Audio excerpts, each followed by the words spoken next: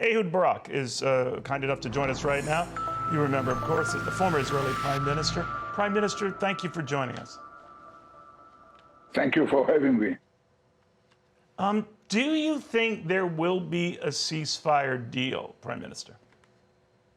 I hope, I wish it's what really needed, for sure, for the families, to the people of Israel, and I believe that for other reasons, to the other side as well. But I am very skeptical because we have been seeing along the last several months, let me say honestly, that whenever it comes close, something happens. Unfortunately, I should admit, usually from our side, which makes it impossible to continue. So the real responsibility is on the Hamas. Hamas Sinwar is a terrible guy.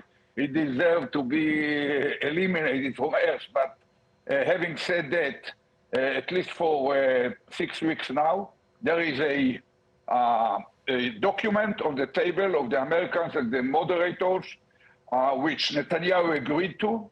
The other side, surprisingly enough, was ready to negotiate, and then there came certain reservation and second thought from our side, which blocked it. I think the Iranians feel a great humiliation. The Hania was there for the inauguration of the new president.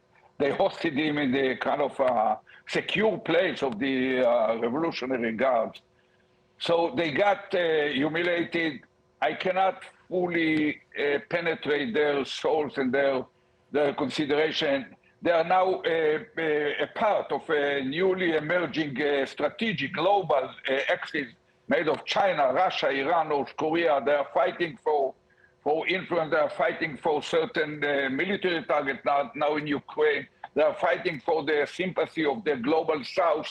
So probably they have certain limitation stemming out from these axes which have much higher priorities. Now, first of all, Ukraine, what happens there around Kursk is quite dangerous from the Russian point of view. Iran happened to be, it's an irony here of history, Iran is a major supplier of advanced technology to Russia.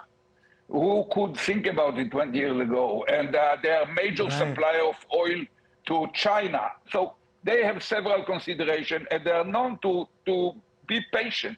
They are chess players, not backgammon or checkers.